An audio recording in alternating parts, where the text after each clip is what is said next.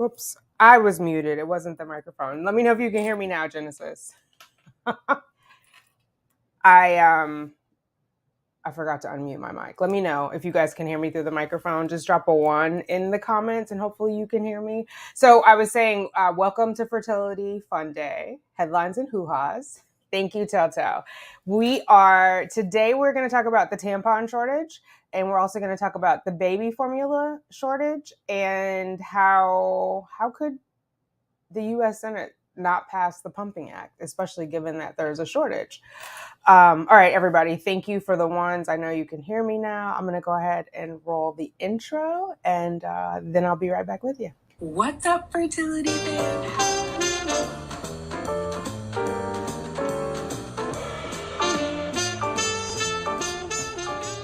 Let's get these babies, ladies. To make those rainbows in my mind when I think of you.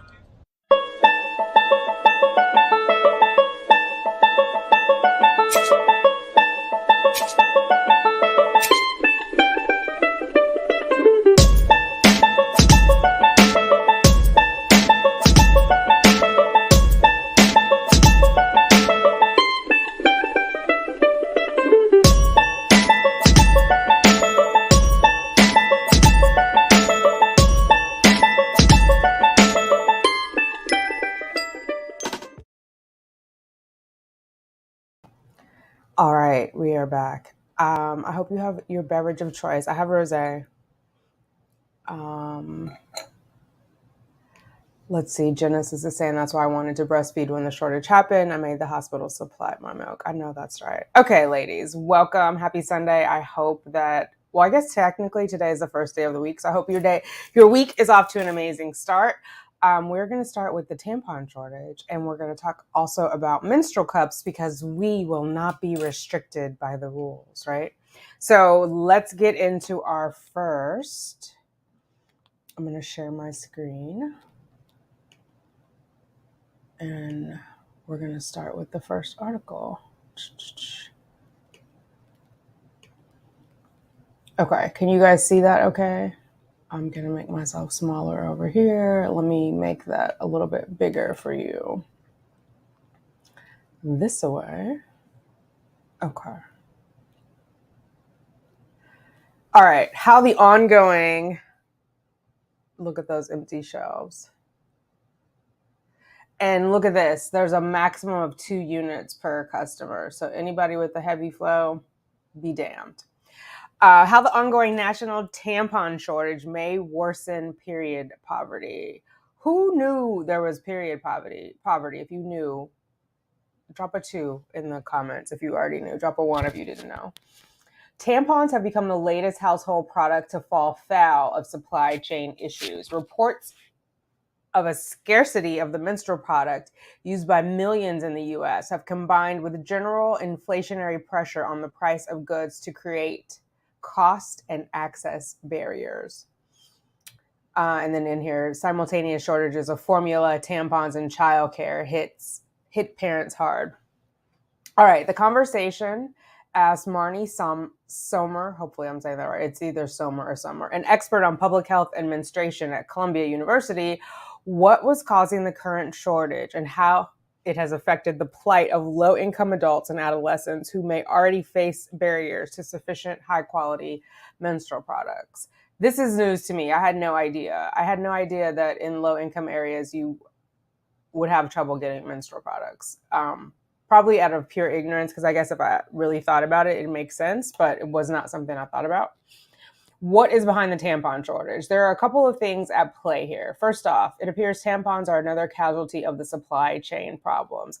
Have any of you guys felt this tampon shortage? Like, I know it's been on the news, and I'm asking because I use a menstrual cup, which we're going to get into menstrual cups.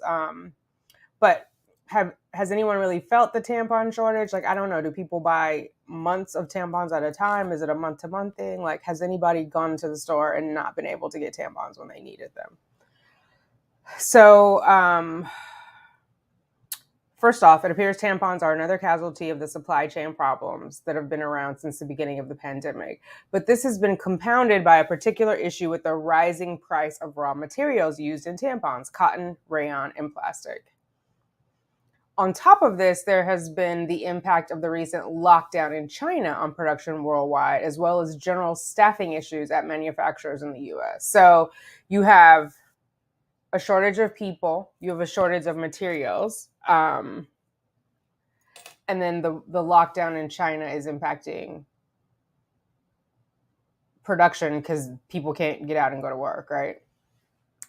So, meanwhile, the impact of inflation has hit menstrual products in general and tampons in particular. Inflation trackers say the price of tampons have surged nearly 10% over the last year.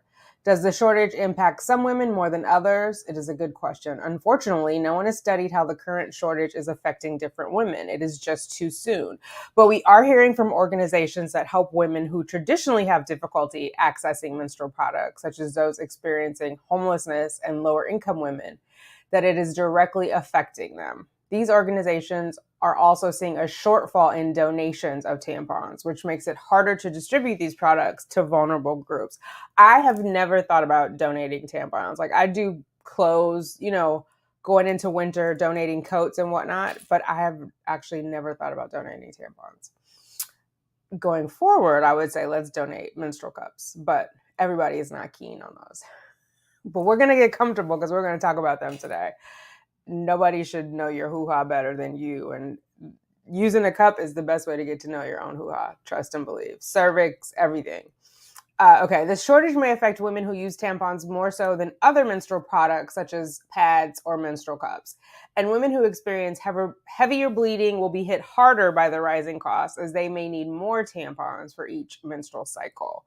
Clearly, the most affected will be women who simply can't afford the jump in prices. The shortage, alongside of the impact of inflation, will likely exacerbate what is called period poverty, which is a whole new thing. So what is period poverty and who does it affect?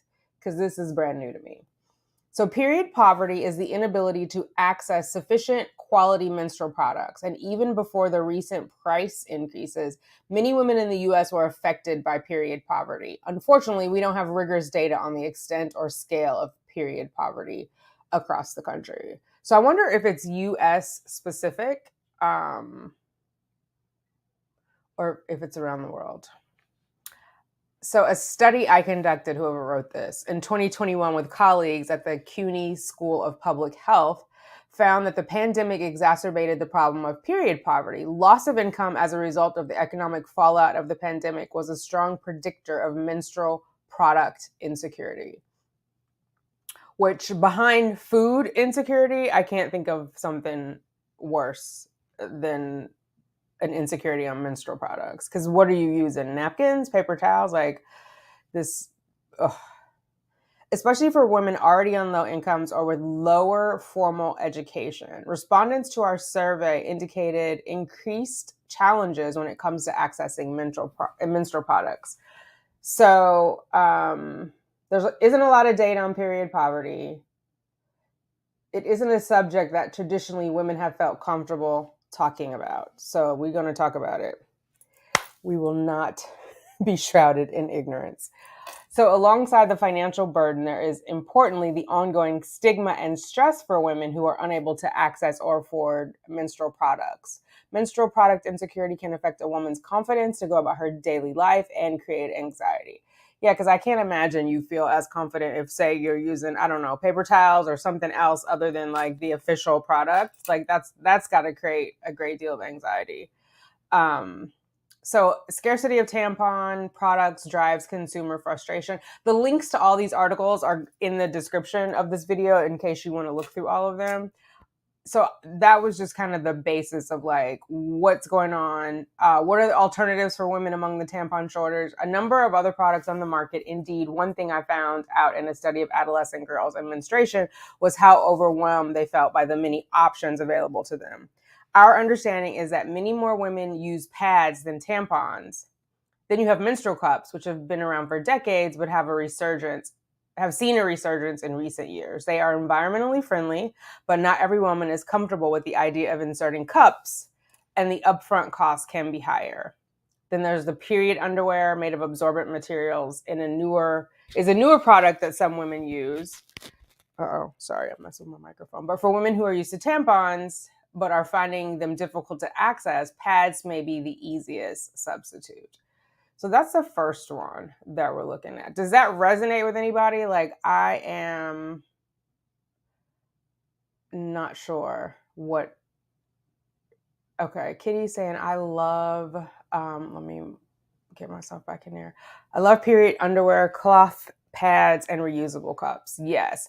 I am not, if I'm staying at home for the day, Kitty, I will use the cloth pads. Otherwise, if I'm out and about, I do the reusable cups. And I was introduced to the cups from hiking and camping because it's leave no trace. So you can't go in with the tampon because where are you going to put it? You know what I mean? Unless you're going to carry around a dirty, bloody tampon all day. But the idea of the cups is you can dig a little hole, pour the blood in there. It's obviously biodegradable versus like a pad or a tampon. But the cloth, and actually, I'm just going to show you guys. Let me just, one more thing. One, I'm going to go into one more tampon article. So let me show you this, what the tampon shortage means. And then we will do, hold on, I got to pull this other one up. Goodness gracious. I want to share. Stop screen, share. Share screen, Chrome. Okay.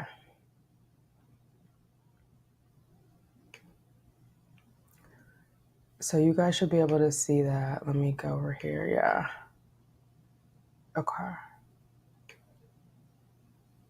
So this is from the Washington Times, right? And you can see she's holding nothing here, but then in the shadow, you can see the string. What the tampon shortage tells us about the future of America's economy. The cost of materials in nearly every industry has skyrocketed over the last year. So this was written July 13th, 2022, so a couple days ago. Over the last few months, American mothers and parents everywhere have been in panic mode, scrambling to find baby formula after the Biden administration botched the crisis of its own creation. Adding insult to injury, a recent flood in Michigan has delayed the plant's return to normal operations, delaying a return to normal supply. And if women didn't already have enough to worry about, we're now seeing a nationwide tampon shortage. This situation begs the question, what does a nationwide tampon shortage tell us about the future of our economy?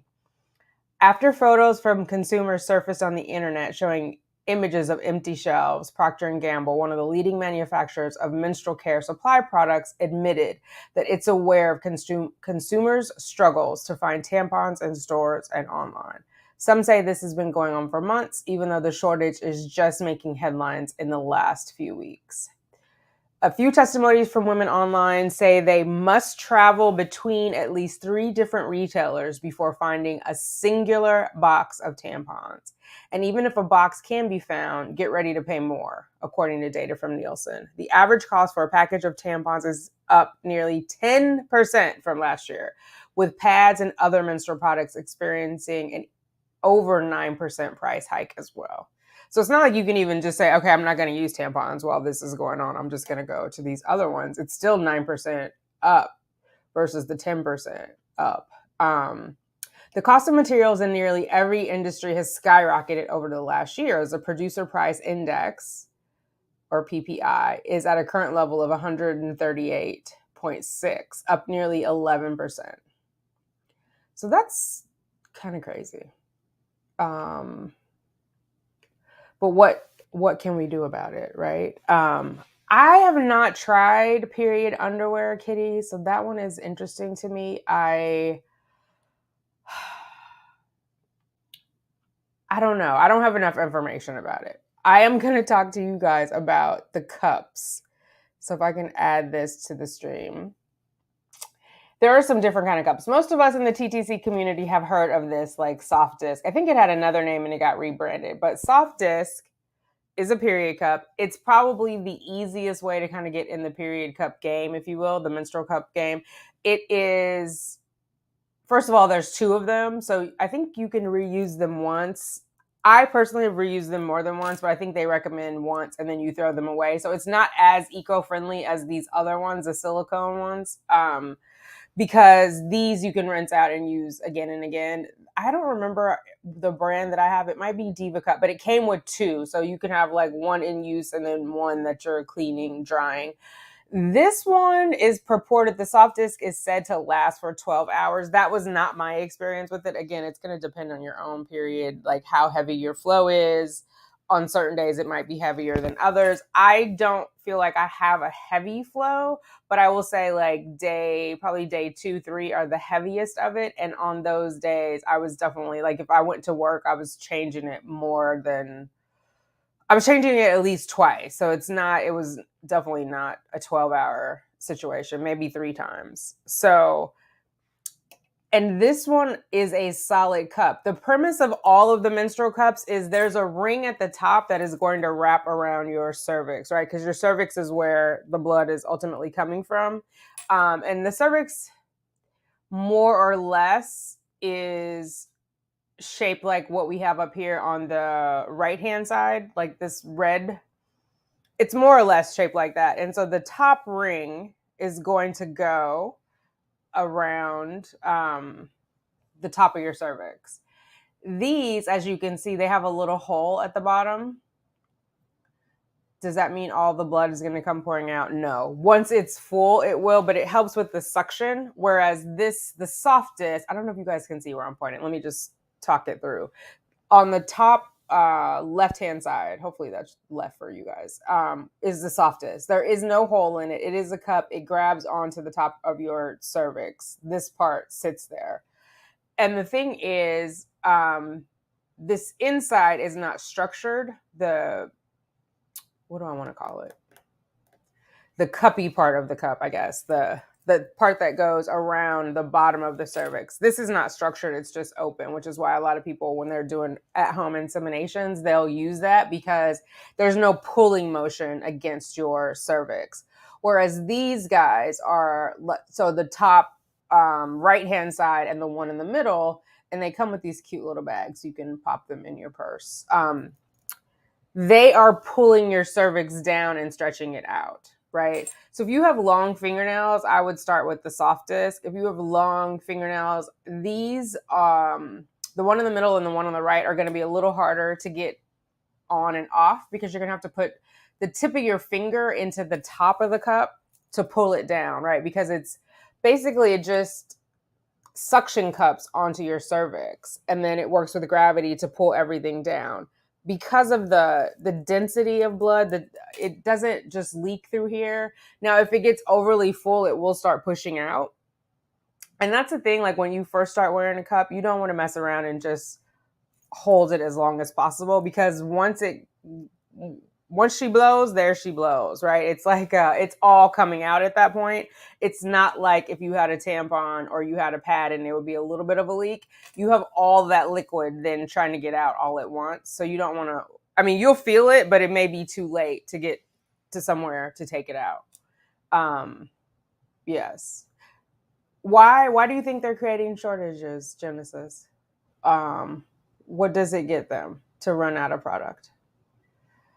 So that is what's going on. And there's also, let me see if I can find one. There's also the reusable pads, which I know we kind of touched on last week, which you have to wash. Like I said, if I'm at home, I'm all about whatever is eco-friendly. I'm trying to save the planet for the babies. I haven't tried the period panties though. Someone reached out to me about doing a sponsorship with them, and I just didn't know enough to be like, yeah, I want to do that. Let me see if I can get this picture up for you guys. I'm going to switch this out, remove that, share screen.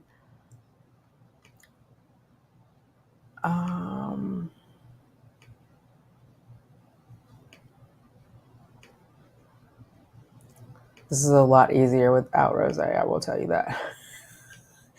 So, okay. This is from a brand, Charlie Banana. We don't want that. Let me get this out of the way. So for here, you get 3 reusable menstrual cups. Menstrual pads. They're made out of fabric, and they have these cute little patterns on them. So there's obviously one side that's going to go up into the panties, and see this folds, so it's easy to carry around. There are two little wings that fold around over the bottom part of your underwear, and then you just button them together. It's like little snaps, these little plastic snaps. You just button them together so it like holds on. There isn't Velcro or sticky paper. It's these, I don't know what to call them, snaps that click together on the bottom of your underwear. So like this is a pack of 3 for $20. You get the different outside part of them. You can get the liner, and this is the density of it. You can get the liner, you can get regular, you can get super plus, and that's just the absorption of it, right? So materials and ingredients. Let's see if I can get it to switch. Come on. It is not cooperating. Oh, here it is down here.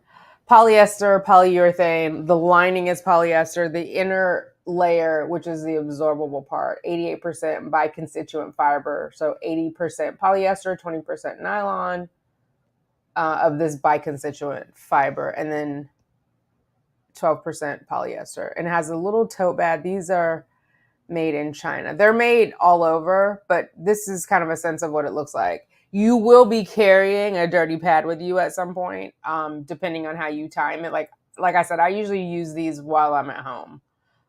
Here's the mini tote that you would take with you. I'm not usually out and about with those, but there are women who do it. I'm just not that organized. So that is what's going on there. I'm going to read some of these before we go on to baby formula and the pumping.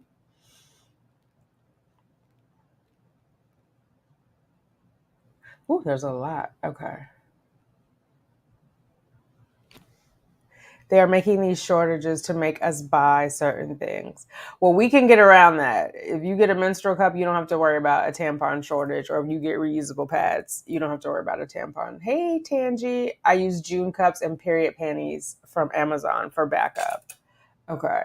I need to watch a video on the period panties. I'm just like baffled on how they work. Is it just absorbing blood and it doesn't get on your clothes? Like that's the part. Somebody do a video and show me about those, because I hear things about them. Listen, wait, who put this on here? I bet there won't be a shortage of condoms or Viagra. I was trying to think of an example of men's stuff that there won't be a shortage of. That's a perfect one. Yes, I bet there won't either.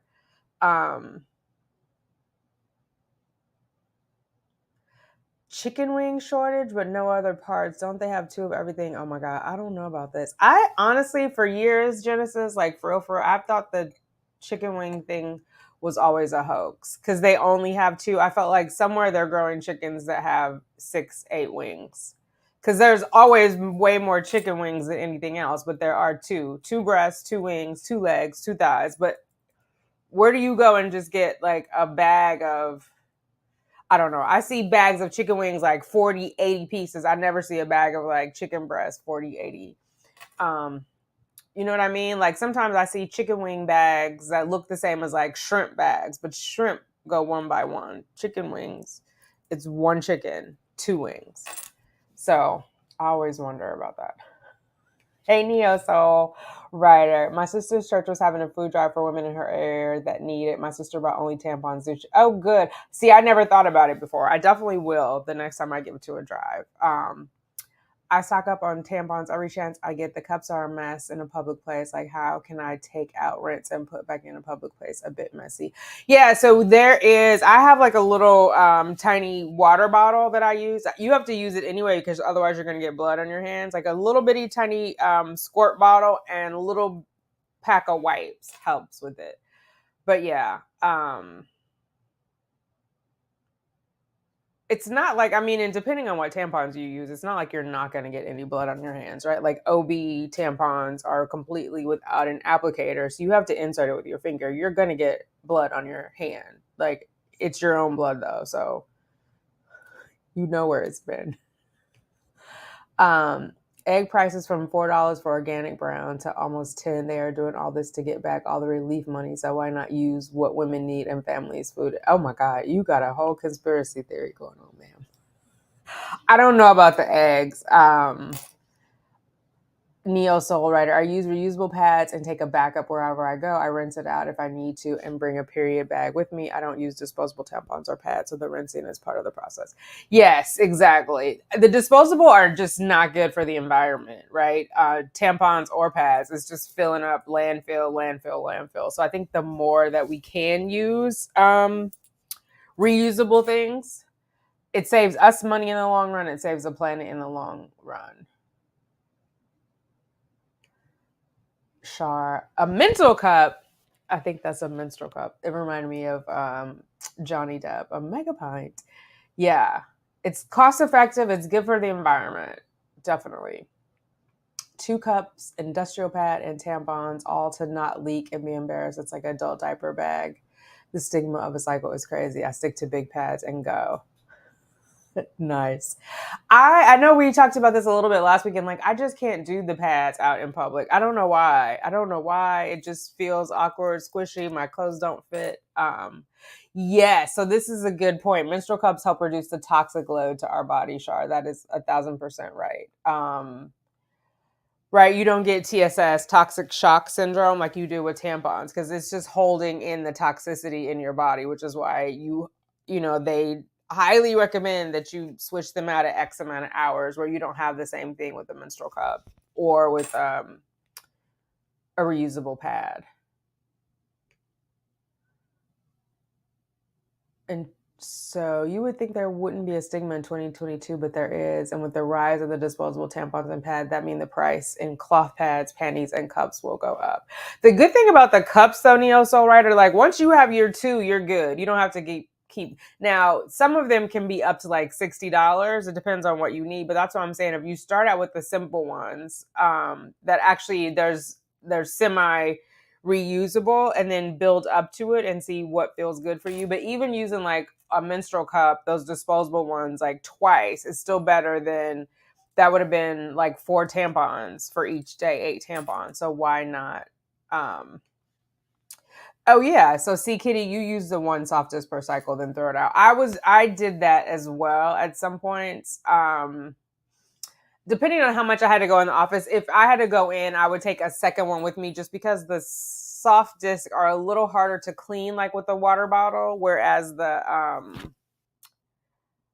like the Diva cup in those are a little bit easier. They're more structured and they're smaller, so they just take up like less space. Like right, their diameter is smaller. It's more cylindrical, like the cervix. Have you noticed the cups went from 16 to 40? They are treating period products like alcohol and tobacco, taxes us like crazy. Oh my God. I did not notice that. I have the cup that I've had since, oh my God, maybe 2018, something like that, 2016. No, not 20. No, it might have been. It was when I started hiking. It might have been from 2014. So I haven't had to buy any new menstrual cups. Like I said, I first started with those reusable ones that we all do with the soft cups with TTC, the reservoir. Thank you, Shar. I can't do reusable anything, especially something that my menstrual goes on. Okay, Andrea. Even though I would use organic pads, yeah. Okay, so that is that. Now the next thing that hit on my radar. Oh wait, let me do this really fast. This article about how to use a menstrual cup, and then we'll go into the baby formula shortage and why.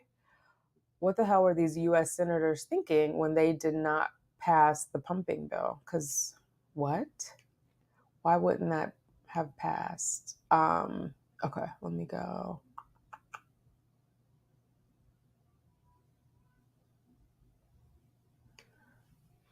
Let me share this.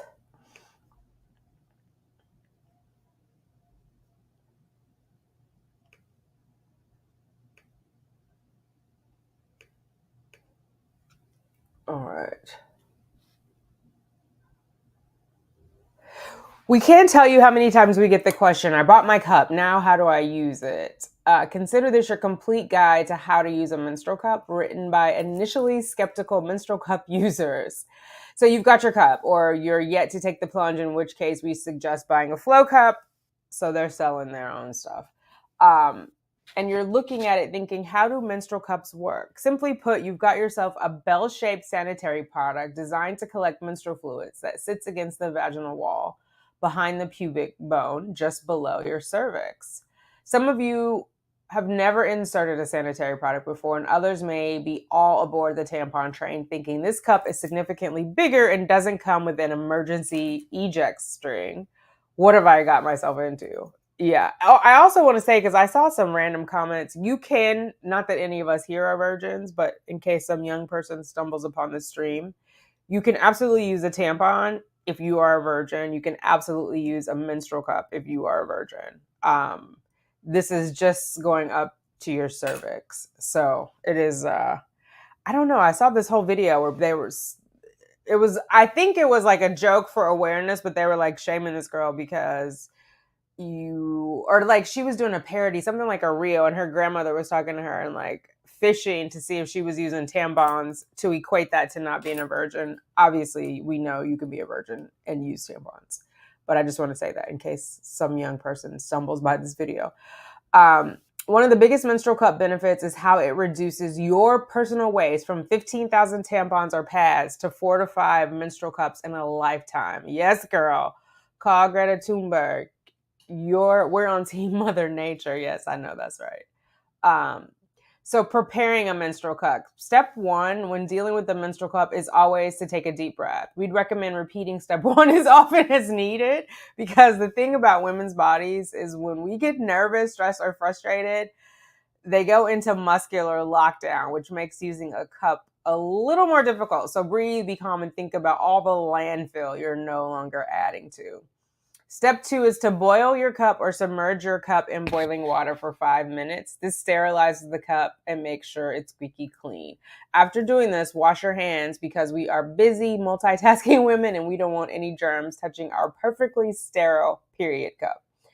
How to insert a menstrual cup. You probably know there are a couple of different folds to make the cup smaller for insertion. That is true. I fold mine like in half, basically. But which fold is going to be right for you? Well, there is definitely something worth experimenting with when you're comfortable with your cup. But for beginners, we recommend the push down fold because it has the smallest surface area to start with. And that's important because when you're putting in the cup, it's the largest part going in first, right? Because that's the top part that's got to go around the cervix. So you want to make it as small as possible for insertion, and you want a little bit of moisture, liquid, period, something. You don't want to dry the outside of your pelvic region. You need some type of moisture to get the cup in there, and otherwise it's gonna hurt. I'm just gonna say that.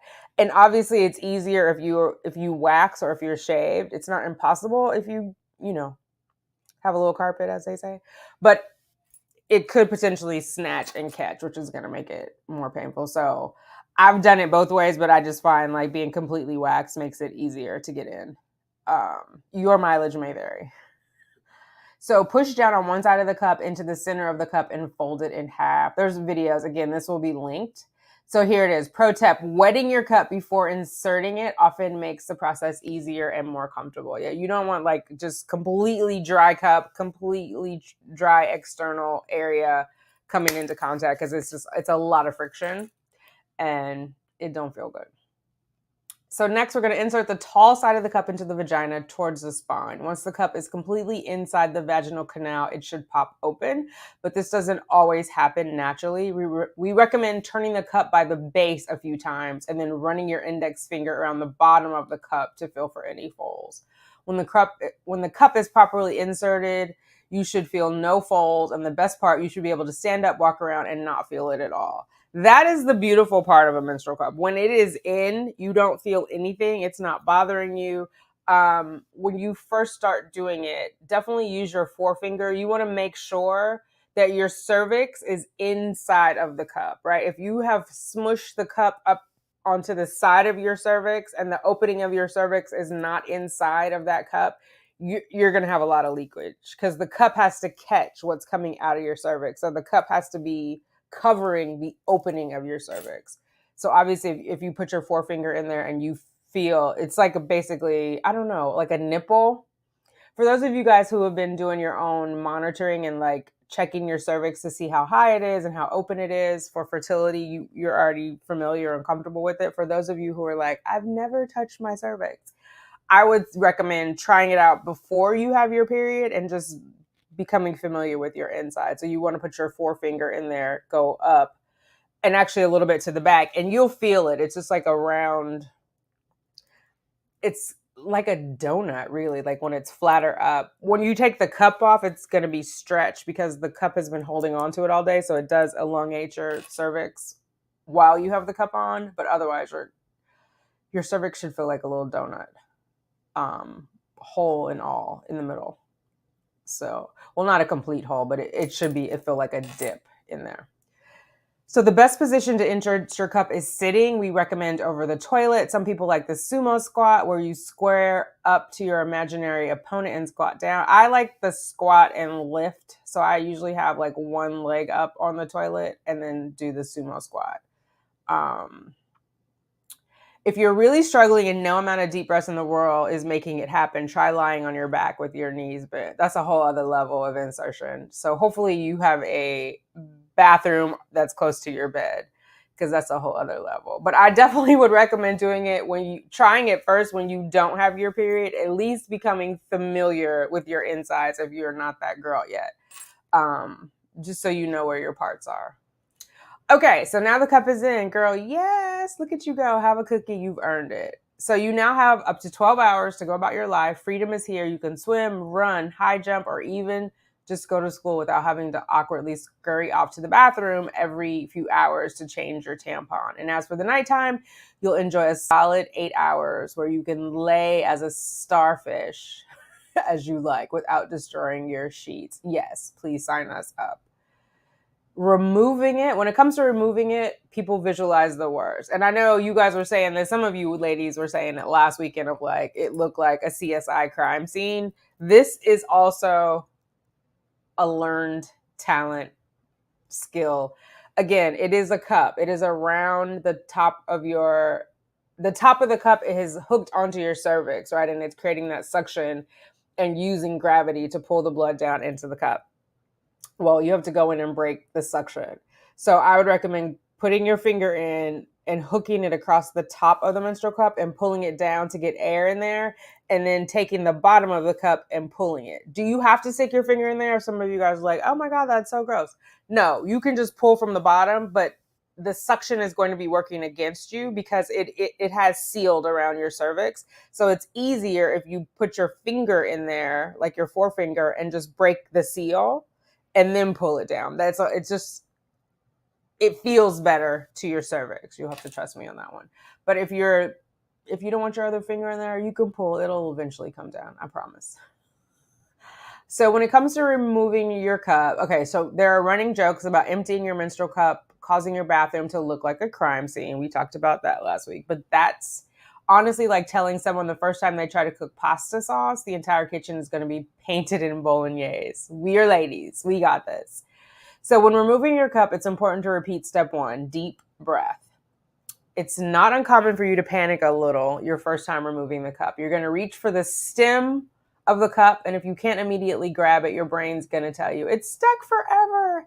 It now lives permanently there. You'll never get it out. Well, we know that is an exit only space. It's not going to go up any further, right? So you will be able to get it out.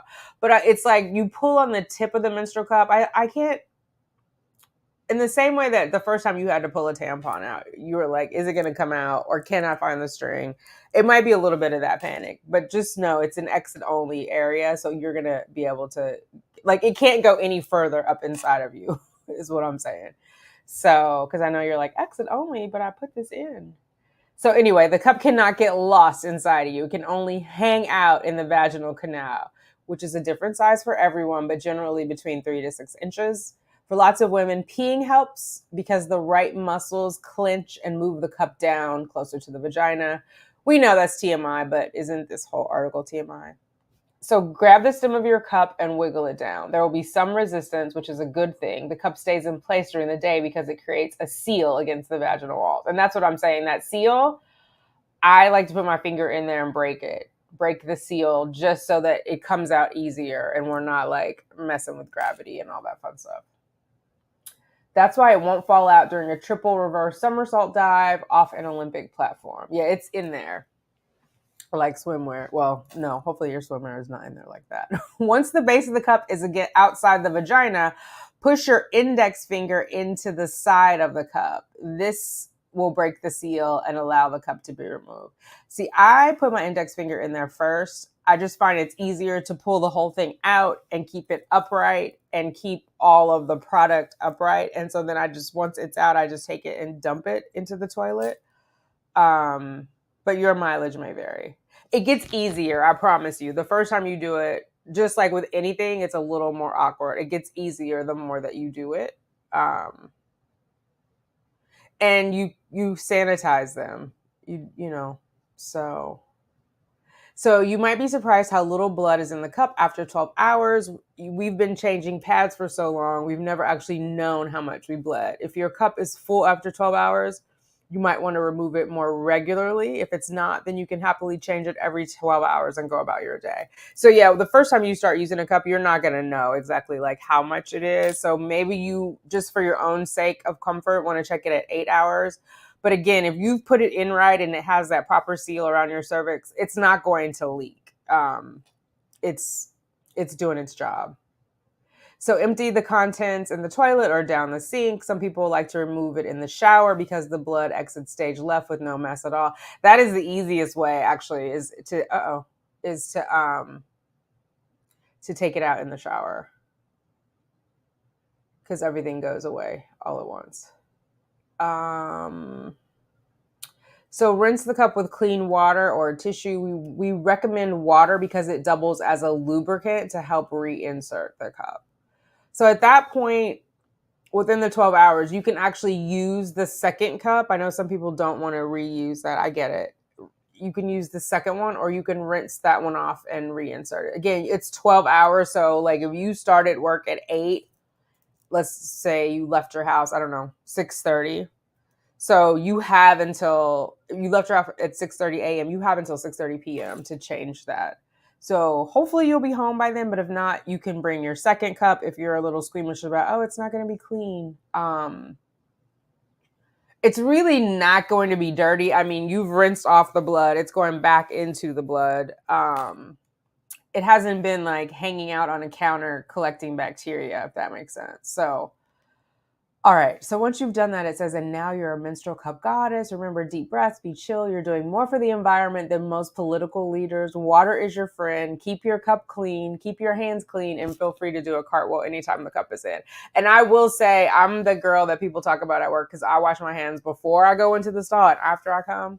You know how they have the little squad that they'll tell you everybody who didn't wash their hands? Well, I'm the girl they're talking about. She washed it twice, but I'm going into the bathroom with clean hands before I stick my hands in my hoo-ha to remove any cup. So there's some project helping these young girls get to cups. That's so cute.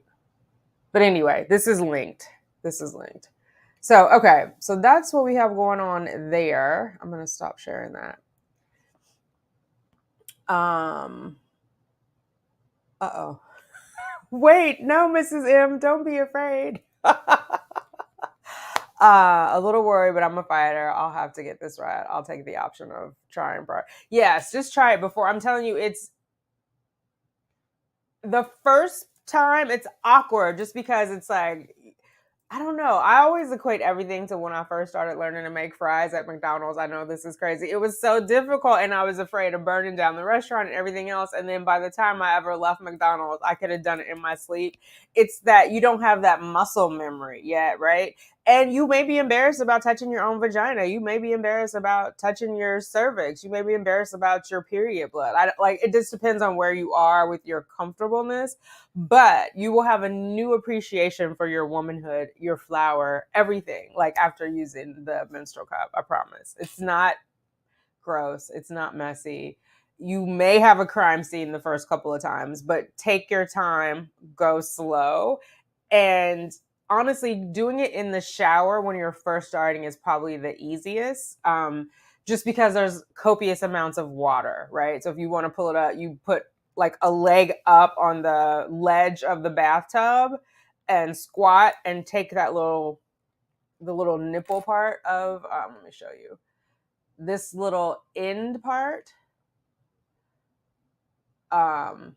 That's where you're going to pull to remove it. Again, I like to plop my finger around the top and unhook it. And there's different kinds. You can see this one on the far right picture, far right cup, that like pinkish one. You see how it's got extra wrinkles in it. So that one's even more collapsible. It might unfold as you use it. I've not used that kind. I've just used the straight silicone down. And I've also used the soft disc when I started. But yeah. So that's kind of what's going on there. We're going to move on now to let me close some of these first. The formula shortage, and why didn't Congress pass this?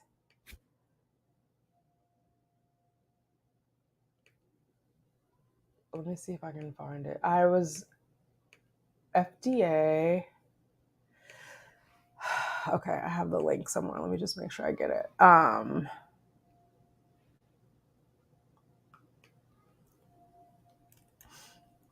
So it passed the House of Representatives. How many of you guys have heard about this? The pumping that didn't get passed. The pumping bill that didn't get passed. Have you guys heard of that? And these are things that only impact women. If men had to do this, I just feel it would end up being different. Am I wrong for that? Let's get these up.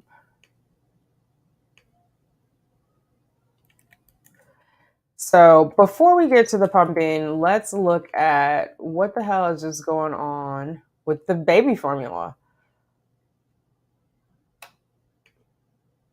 So I'm not going to go into random speeches about breast is best because I'm not going to shame anybody. I feel like when you say that, you're shaming people who can't or chose not to. Like however you decide to feed your baby is best for you and your baby because it works for mom. So if you are a family that has made the decision that formula is best, the US, at least, I don't know about anywhere else, has not got your back on this. So FDA finally admits it caused the baby formula shortage. So there you go, Genesis. They're admitting. Let's see if it's a conspiracy. This was written on July 7th. Today is July 17th, so it's not that long ago. The agency is now taking small steps to allow foreign formula manufacturers to import their goods into the U.S. Food and Drug Administration, FDA, has finally determined what's to blame for America's recent shortage of baby formula. The FDA. More specifically, it's the FDA's unnecessary and protectionist rules that effectively ban foreign-made baby formula from being imported into the United States. On Wednesday, the agency announced plans to tweak those rules so foreign formula manufacturers can permanently import their goods into the U.S., giving American consumers greater choice in the marketplace and ensuring more robust supply chains. The need to diversify and strengthen the U.S. infant formula supply is more important than ever, FDA Commissioner Robert Khalif said in a statement. Ensuring that the youngest and most vulnerable individuals have access to safe and nutritious formula products is a top priority for the FDA. That might be true now, but it clearly hasn't been the case in the past, as Reason has detailed through the recent crisis. And Reason.com is where I'm pulling this from, so they're referring to themselves. The FDA's priorities have been protecting the domestic formula industry, meaning everything that's stateside, right? And the dairy industry, which provides key inputs for baby formula from foreign protection or from foreign competition. So, I mean, I guess in a sense that makes sense. The politicians are trying to make sure, America is like that. America first. They want to make sure all of their resources are fully utilized prior to introducing foreign competition. The only thing is, like, the market should dictate, right? Like, in true consumerism, in true capitalism, the market should dictate what is there without interference from government agencies. So I get that they're trying to protect the dairy industry. I get that they're trying to, like, make sure foreign competition doesn't have an advantage on American soil. I get all that, except who suffers? It's us. So as a result, it's nearly impossible to find foreign-made baby formula in the US, even though formula manufacturers based in England, the Netherlands, and Germany are some of the biggest suppliers of baby formula to the rest of the world. Also, to be fair, I would like to think that the FDA has, like, more restrictions on the formula that we feed. I have no proof of that. I would just like to believe that. I'm thinking of, like, what was it? The maldehyde kids? Was it? I'm not saying that right. What was it when Thalamide? The Thalamide babies. Remember, in the US hadn't approved it. Sorry, I gotta take my socks off, guys. The US hadn't approved it. So it could be a situation like that, although I don't know. I don't know what else people might put in baby formula and sell to moms. So Abbott Nutrition Plant in Michigan was forced to close temporarily due to an FDA investigation into possible contamination. So that's a good reason to close, right? We don't want to be contaminating babies. It created a supply shock that left store shelves empty and parents scrambling to find formula. Because of the FDA's protectionist rules and high tariffs levied on foreign-made formula, markets could not adapt quickly to the shortage here in America. Instead, we got political stunts like the White House's Operation Fly formula that accomplished little. Yeah, that was PR, right? Like, let's look busy. Jesus is coming. They didn't actually do anything. In testimony to Congress, FDA officials admitted to botching the response to the contamination at the Abbott plant, but the real culprit of the recent shortage was a deeper and more pervasive one, no matter what nationalists like Senator Josh Hawley, Republican from Missouri, might suggest. Closing off the country to international trade is not a recipe for resilience. The baby formula crisis demonstrated that it is quite the opposite. So it's good to see the FDA admit those mistakes and crack open the door to allowing foreign formula into the US on a permanent basis. Unfortunately, the list of policy changes the FDA announced on Wednesday mostly amounts to providing technical assistance to foreign firms that want to sell formula here. That is, offering help in navigating the complex approval process rather than sweeping aside those regulations entirely. If a formula maker has passed muster under EU regulations, that should be good enough for the FDA. Now, that I don't know, because I don't know enough about the EU regulations compared to the FDA regulations. Like, is it more stringent here? I definitely want it to be safe, but I don't think we should have so many barriers, so many hoops to jump through to get formula to the kids, to the babies. So there's also the matter of tariffs on imported formula, which are so high that they effectively make any imported formula uncompetitive in the American market. Interesting. Why would a foreign manufacturer like Whole or Hip, hopefully I'm saying those right, go through the complicated FDA approval process even after the announced changes if it knows in advance that its goods won't be able to compete on a level playing field in America? So here you have it, they're saying because of the tariffs and everything else, it doesn't make sense for them to want to do business in America. Give the FDA credit for identifying itself as one of the major causes of the baby formula shortage, but more changes are needed, including permanent changes to U.S. trade policy to ensure a disaster like this won't happen again. I mean, and these are in, like, peacetime. Imagine if it was wartime. You know what I mean? Like, why are we having this? So notwithstanding that, right, we have this shortage. FDA is taking responsibility for the shortage. Great. So the House not simultaneous, what do I want to say? Parallel to that was also working on the pumping bill, which it passed the U.S. House of Representatives, and then it went to the Senate. And then let's see what happened to the Senate. How did they do us? Did they do us right? Or did they do us wrong? If we're talking about it, they did us wrong. So let's just take a look at this of what happened with the Senate.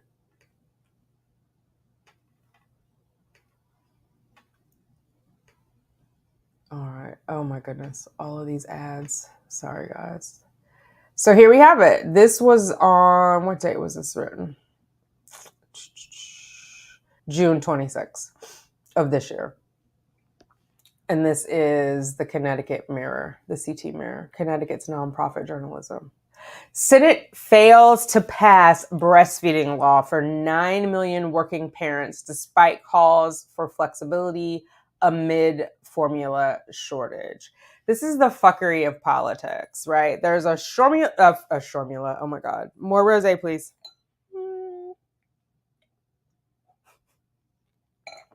There is a formula shortage.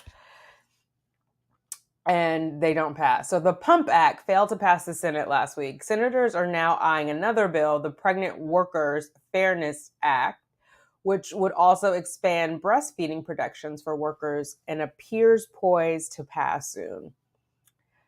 How many of you guys have jobs that provide for pumping and breastfeeding, but still you feel, well, one, how many people have those? Let's put a 3 because I think we've already used one. If your job provides for pumping, and then a 4, if your job provides for it, but you feel embarrassed, ashamed, or otherwise encumbered from actually using those benefits, meaning telling your manager, I need to go pump for 20 minutes or whatever. Like, do you feel comfortable doing that, especially post-pandemic, or do you feel like you might be judged for pumping? So a bill that would have extended breastfeeding protections at work to at least 9 million nursing parents during an ongoing formula shortage has failed to pass the U.S. Senate. The formula shortage helped revive conversations around more breastfeeding support for parents, especially low-income people who are more likely to turn to formula because they work in jobs where they cannot safely pump and store milk, or which offer little or no paid parental leave. We're going to say that one more time. This is especially true for low-income people who are more likely to turn to formula because they work in jobs where they cannot safely pump and store milk, or which offer little or no paid parental leave, right? Because they have to feed their kids, and if they're low income, they have to maintain their household. If they're low income, they are more likely to live paycheck to paycheck, right? They don't have savings. They don't have a backup plan. They don't have stocks that they're going to cash out in case things get tight. They have to go to work. And their jobs don't allow for a place where they can safely pump, meaning safe, it's sanitary, it's secure. And then there's also a place for you to store milk, which that seems crazy to me. Like, I can't imagine you having a job that doesn't have a refrigerator for you to store things like your lunch. But I just feel like that should be a basic thing. If you have a job, they should have a refrigerator for you. But what do I know? I get that employers want to cut costs, and apparently having a refrigerator is expensive. Like, whatever. But it ultimately wasn't enough to pass the Pump for Nursing Mothers Act. The bill had been sitting in the Senate for more than a year and passed the House in October. I wonder, is that October of 2021? Because if it's been sitting for more than a year, it would have to be there since at least June of 2021. So maybe October of 2020? Oh my God, please don't tell me that. The Pump Act failed to pass via unanimous consent Wednesday evening after being introduced by Democratic Senator Jeff Merkley of Oregon, who helped pass similar legislation in 2010 and has been pushing since then for a more expansive law that covers more parents. The bill would have closed a loophole first created when the break time for nursing mothers, more rosé please, was passed in 2010. Because that law was signed as part of the Fair Labor Standard Act, or FLSA, it adopted some of the same exceptions in that law, which largely covers only hourly workers. That's interesting. As a result, the break time for nursing mothers law left out employees in several salaried and professional occupations, including teachers and some nurses. About 9 million working women of childbearing age fall into that category, as well as an additional 3.7 million salaried workers who earned above the law's salary threshold, but whose job duties mean they should be eligible under the law. Oh my God, there's a salary threshold. If you make too much money, you can't be afforded protections for breastfeeding? Okay. The analysis studied only women, not all people who can become pregnant. If anybody is confused by that, they're saying they are covering cisgender women because there are trans men who can become pregnant if they still have ovaries and a uterus, right? So just that's what they're saying there. The Pump Act would also have clarified that any time spent pumping while an employee is also working must be paid, and ensure that nursing parents can access the same remedies available to other workers under the Fair Labor Standards Act. In the case that their employer does not provide the required accommodations, such as opportunities for back pay and reinstatement if a worker lost their job as a result. I always get ticked off by these because, like, we know people get fired for this all the time, and they're saying, oh, a reinstatement if the worker lost their job. But in order, like, there are certain things under the Fair Labor Standards Act, and you can call the labor board and they'll go to bat for you. But usually, I think you have to make like less than $75,000 a year for them to go to bat for you. And then if you're less than 75, are you really fighting this? Or are you just looking for your next job, right? If you're over that, that means you have to hire your own attorney to try to get reinstated. And then the bottom line is, do you really want to work for someone who doesn't even support like your home life? I don't know. It gets complicated. I mean, I like to see that there could be a reinstatement, but I just am like, for real, who wants to go? And trust me, I've done it. It's not easy, but who wants to go toe to toe with their employer in court? And I've done it and sat right at my desk every day, but it's awkward. It's awkward. So even though you have those protections, I think a lot of us are just, we're reticent to open a can of whoop ass. It's just easier to get a new job usually. And then hopefully the statute of limitations is long enough that if you have the mental wherewithal, you will fight it. But like, if I have a baby at home and I'm breastfeeding and I'm trying to, like, I don't want to sue people. You know what I mean? Like, be right up front. Republican Senator Cynthia Loomis of Wyoming objected to the bill, arguing that it would be particularly burdensome for companies in the transportation industry to create separate accommodations for breastfeeding parents, something that could further hurt the supply chain. So because it's hard on the employers, we should not give it to the employees, which I hate that Senator Cynthia is a woman and is finding the needs of women burdensome.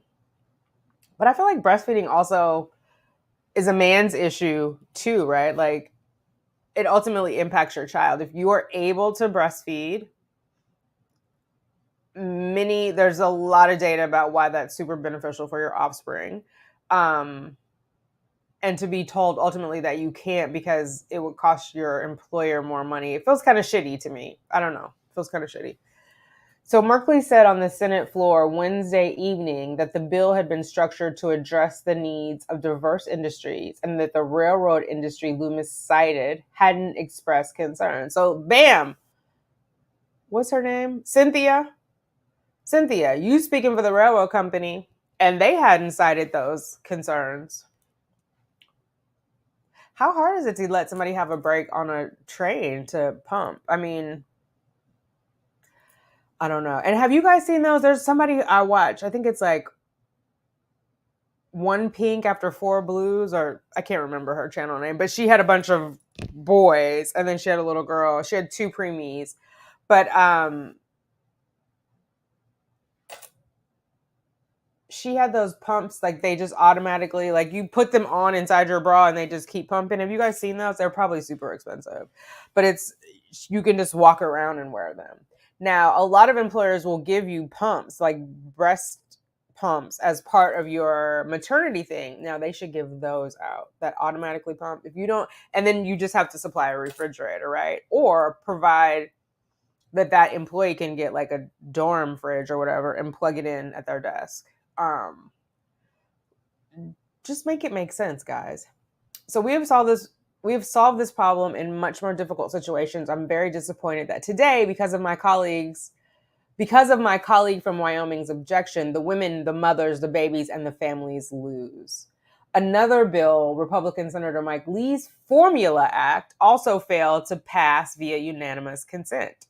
The bill would have waived tariffs, regulations, and quotas on imported formula and softened formula rules around WIC, which is women, infants, and children. And trust me, when Cheyenne was little, we had WIC.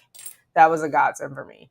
The program for low-income women and children. Currently, families on WIC can only purchase formula from the single manufacturer their state contracts with. Lee's bill would have, now I didn't use formula when I was on WIC because I was nursing, but I did, like, they would do like Cheerios and fruit juice and all that other stuff. I definitely would use WIC for that. And I remember when Cheyenne was little, I mean, this was a long time ago, but the formula manufacturers would send you out a free case of formula. So I had like, maybe it was 3 different companies. I had 3 different cases, and then I got crazy and like, my Aunt Wanda, I was like, I'm gonna send a case to you, my Auntie Jeannie a case. So I just had I don't know, I must have used them all. But yeah, just so you kind of have them on stock. I was watching Arlette's video. She had her baby and she did it's a little bit traumatic. So if you're pregnant and you haven't had the baby yet, or if you want like a butterflies and rainbow story, hers is not the one, but I enjoyed it. Like, I just appreciate her grit. And we are going to talk about maternal mortality rates next week in next week's Headlines and Hoo-hahs. More Black women die in labor in the US than anywhere around the world. But anyway, one of the things that I liked about what she said is she didn't want people to buy too much formula. I think, if I'm understanding the gist of it, she struggled nursing her first baby, so she wanted to try again, but also with that knowledge, like, have backup for formula just in case. And she said, she was like very much aware of people not sending her too much formula because there was a shortage. So I mad respect for that. Yeah. So the formula shortage that has wiped out most of the stock on shelves nationwide for months is now likely to continue for several more. The Abbott Nutrition formula plant in Michigan, which set off the shortage after it closed in February, had to once again close after flooding from a severe storm in June.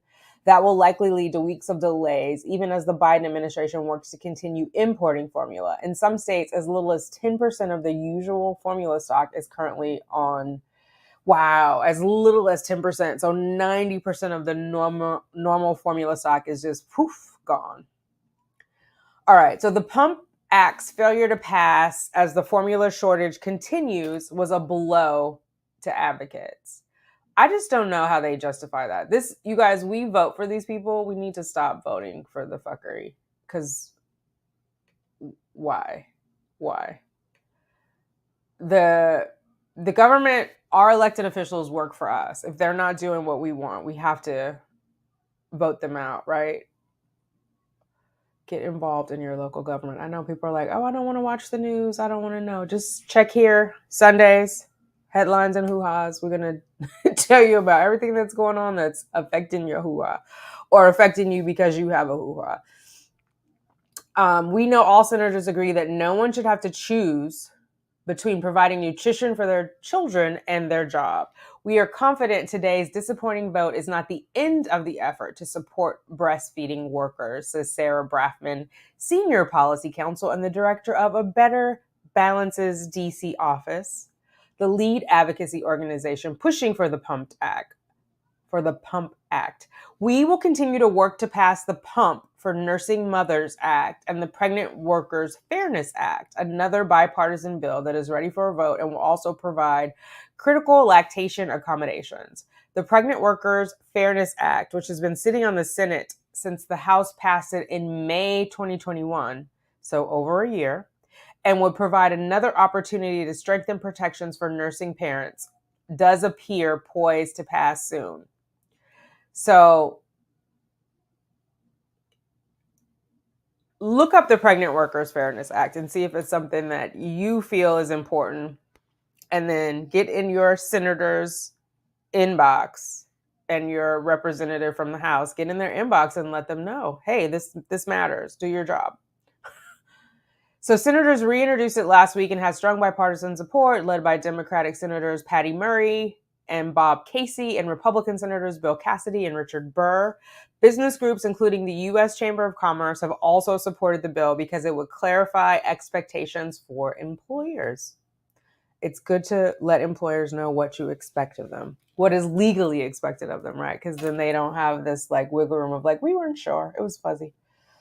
The Pregnant Workers Fairness Act would close loopholes, clarify language, and strengthen protections first outlined in the 1978 Pregnancy Discrimination Act. Specifically, workers would no longer have to be the ones to prove they need accommodations by showing that their employer had provided an accommodation for someone else who was similarly situated, which has been the standard for a long time in discrimination lawsuits, right? You compare to other people who are similarly situated. That loophole has made it difficult for workers to bring cases forward, rendering some of the key provisions of the initial law moot because pregnancy often doesn't have comparison points across other accommodations, right? So it's difficult to say just because someone else is pregnant and you're pregnant that they are similarly situated. We all know pregnancies can be very different, even within your own household, even within your own body. Pregnancy 1 can be very different from pregnancy 2, so it's hard to get that similarly situated burden. It's hard to overcome that. Putting the burden of proof on employees poses particular challenges for low-income workers of color who predominantly work in positions with little flexibility, that are often more physically demanding, and who lack the resources and support to pursue cases against their employers. And that's what I'm talking about. If you have to pursue a case, you need the resources. And especially if you work like for a large company, well, if you work for anyone, usually the company is going to have more resources because they just have more money.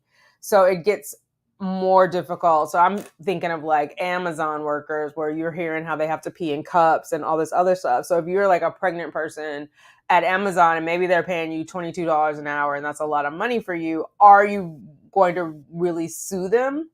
And do you feel like you might be successful if you do? Let's just say you find someone who will take it on, or it falls within something that the labor board would take up on your behalf. You still have to work in the meantime. And so that just becomes additionally stressful, particularly when you have a new human being at home, right? If we're talking about breastfeeding, they're little. I mean, I know some of y'all breastfeed till 5, but we'll say from newborn to 5.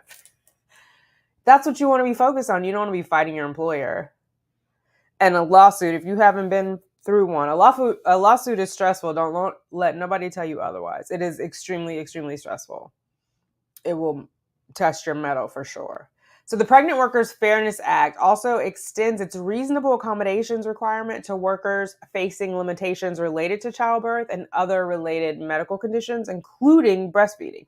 People who need accommodations for lactation, such as a change in uniform or temporary light duty, would also be protected by the bill.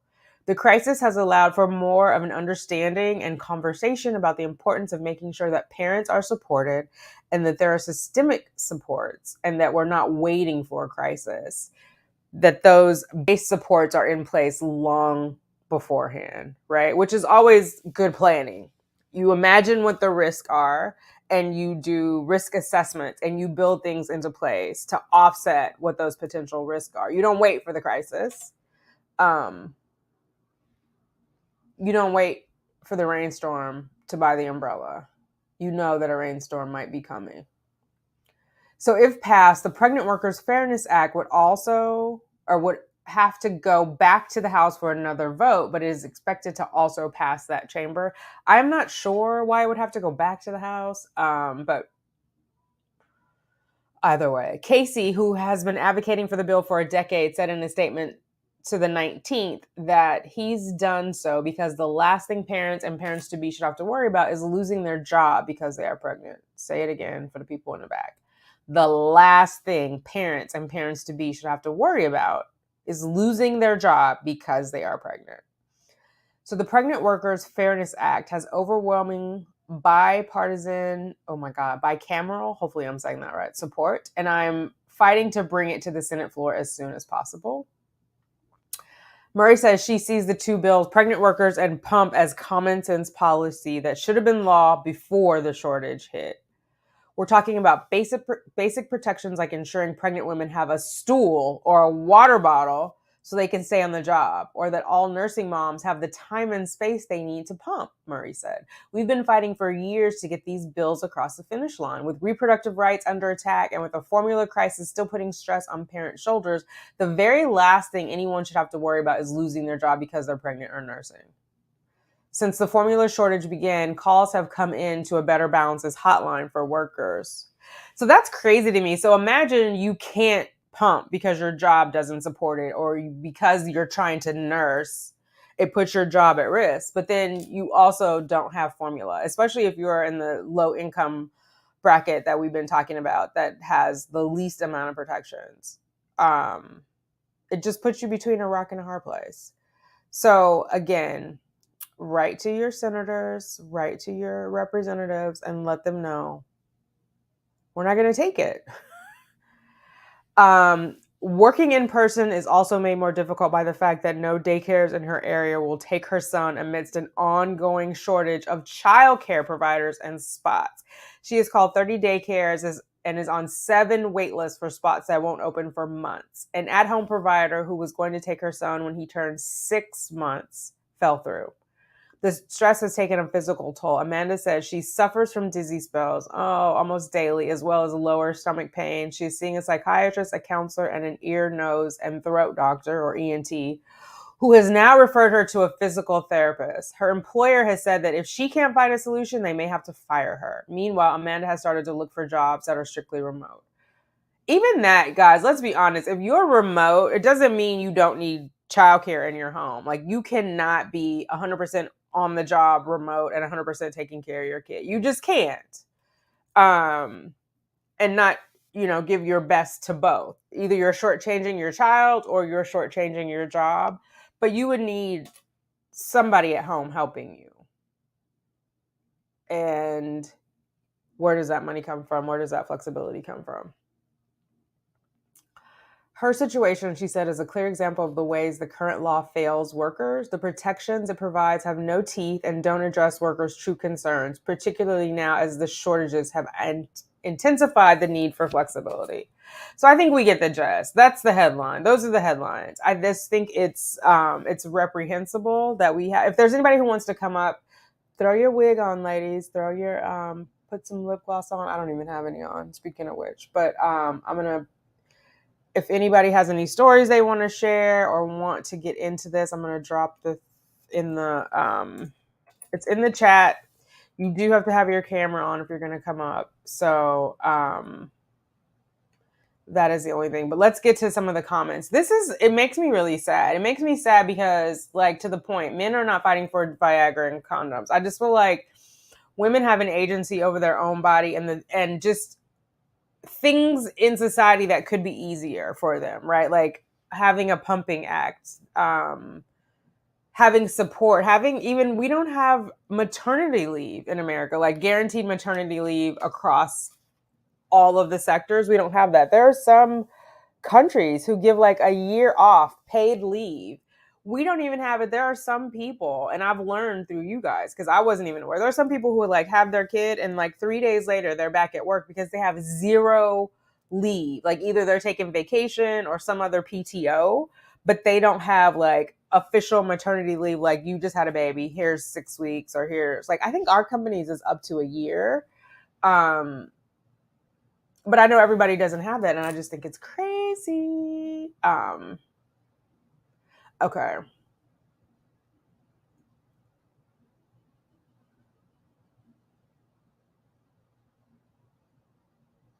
I'm trying to, okay, egg prices. Oh, I went way back.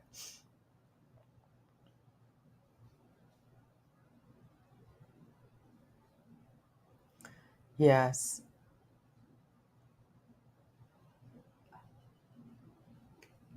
Let's see. I did the same 2 cups, industrial pad, and tampons, all to not leak and be embarrassed. It's like adult diaper. The stigma of a cycle is crazy. I stick to big pads and go, okay, I think we did that one. Mm-hmm.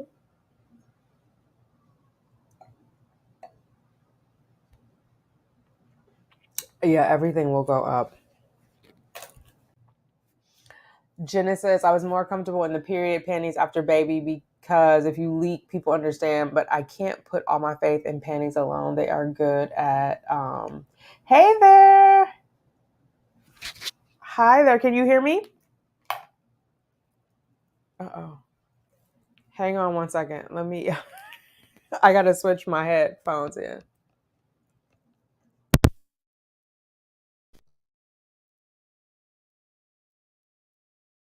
Okay. I can hear you now. Can you hear me? Can you Yes, hear me? I ma'am. can't hear you. I can hear you. My headphones out. Okay. How are you? Hey. Sorry, I'm doing pretty good. I'm actually looking for work right Okay. now. So this all these headlines. Okay, yeah, leave it like that because my camera's. I'm using my Okay. tablet right now.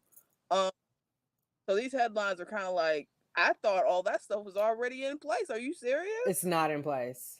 It's not in Wow, place, which is crazy, right? it is. And I just wanted to mention I did like go ahead and buy a cup Okay. because I heard about on shorts and I was like not interested. So I was like, I'm gonna get the cup and I was like practicing with it and it was like really hard. I was like, oh my God.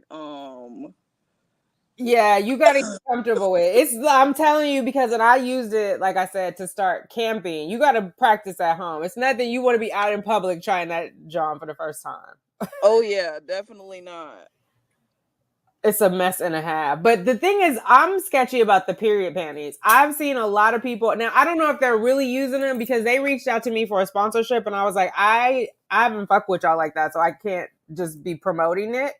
But I'm just like, how does it not leak to your clothes? That does seem kind of like I was a little iffy on that myself. I was like, my periods are serious, so they're not just gonna be like, oh, it's just a few drops. No, it's huge rainforest style rain down there. So I was like, how do they not leak too? Are they like Right. on the outside or something? But then if it's plastic, does it make a squishy sound when you walk in?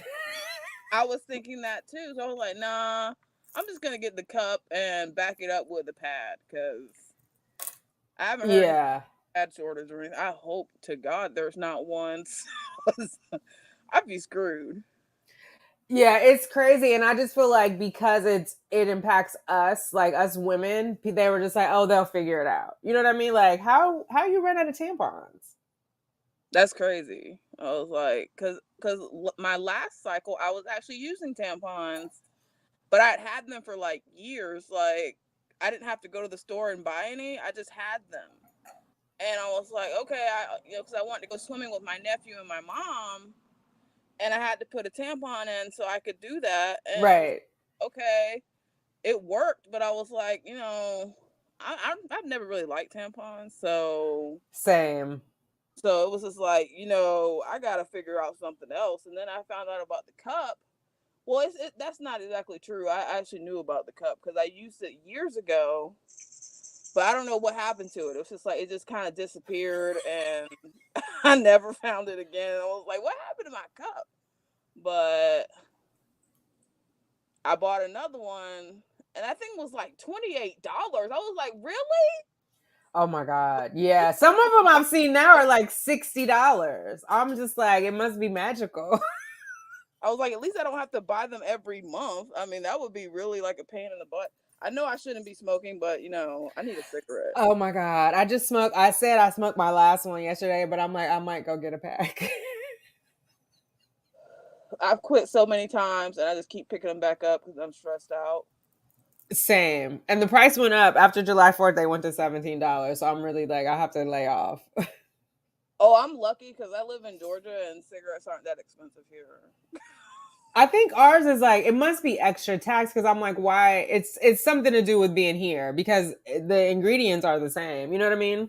Yeah, it's got to be the taxes, like, and not to be a wiener or anything, but I'm pretty sure they're probably adding a little couple extra dollars here and there in different states, and then the taxes on top of that. So yeah. It's probably like a sin tax because like SIN, not SYN. Because I remember when who was the last mayor? De Blasio, they had charged like a tax for sugared drinks because they were trying to keep you from doing it. So I think they probably added like a sin tax for cigarettes, like a shame tax. You know what I mean? Oh yeah. Because I go home, I mean, when I go to California, they're like $12. So why are they $17 here?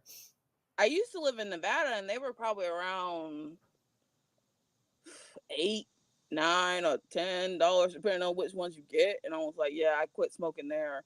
But they have, recreational marijuana out there, so I was using that to Yes. substitute. We have So it here now too. Like we're official. y'all have it in New York? Yeah. Wow. Marijuana, yeah, you could just buy it. You could smoke it out in the open, everything. Yeah, it's legal here. Okay. Because Yeah.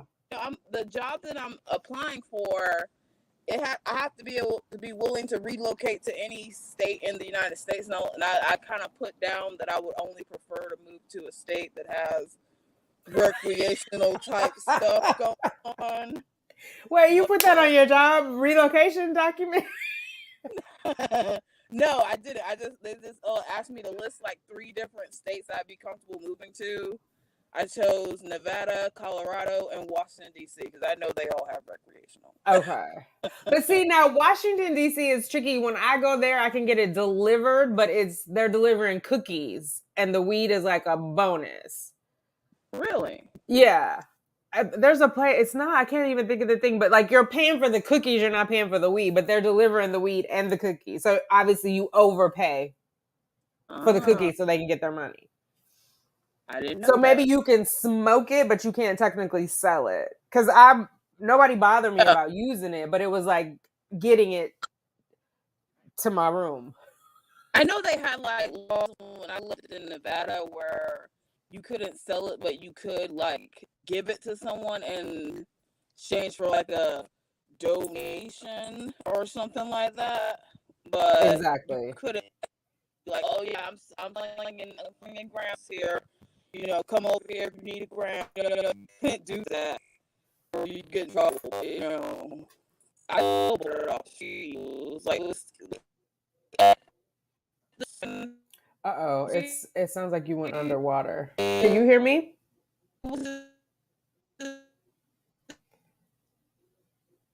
Uh-oh. Did you freeze? Can you hear me? really. I heard you say really, and then it froze again. Now you locked it landscape. While you do that, I'm gonna go show. I'm gonna get the weed package. I just want to show you this real quick.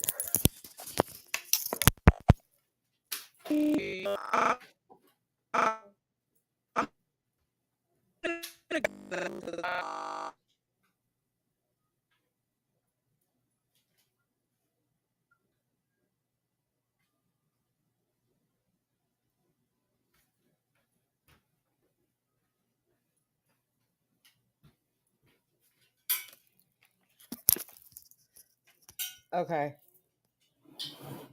Did you get situated? You still have your what do you call it? Your portrait lock. Oh man, we lost you. Okay. Well, while come back if you get it to work for you. But this is Parlay boutique indoor cannabis. I can't remember what flavor this is. Here we go. And then this sour punch, 500 milligrams of THC. They'll add. There you go. Can you hear me? I like your twist. Oh, yeah, I can hear you. Can Okay, you now I can hear you. hear Yes, me? yes, ma'am. Yeah, it was doing like a pinging thing, but I can hear you now. Oh, they're locks. Oh, they are nice. Okay, I like them. How long have you been growing them out? Yeah, these are locks. My internet was. Thank you. 2 years. I like I them. can't I hear you like them. anymore. Uh-oh. There's something Can going you on hear with me this now? television. I'm sorry. Thank you. Hopefully you guys let us know in the chat if you can hear us. I can hear you. I can hear you now. Uh-oh. Now you got locked on the side. I'm going to pull up comments while you do that. Women's razors cost more than men's. T-shirts in the women's section cost more than the men's. Socks, sneakers, and body wash for women cost more than the men's. Yes. Hair wash and everything costs more. It's like they trying to keep us broke or needy. There has always been a difference. Brown eyed queen, you're how do you say it? The portrait is locked. So you're here, wait, if I put you on here, can you see it? Nope. Oh my god. Come on.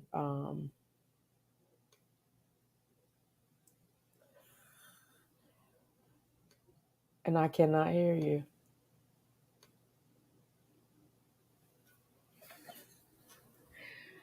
Do I have you on mute? No. Okay, unmute. Hold on, let me see if I can edit your mic settings. Automatically adjust mic volume. Okay. I can't hear you.